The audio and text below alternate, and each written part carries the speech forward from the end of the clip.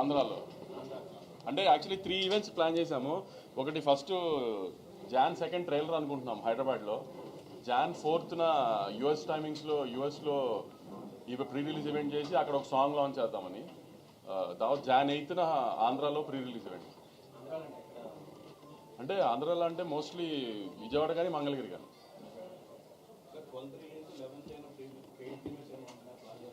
సంక్రాంతి సినిమాలకి paid premieres అవసరం. చెప్పాను కదా లాస్ట్ టైం మనమే చాలాసార్లు డిస్కస్ చేసుకున్నాం. 4 o'clock నుంచే.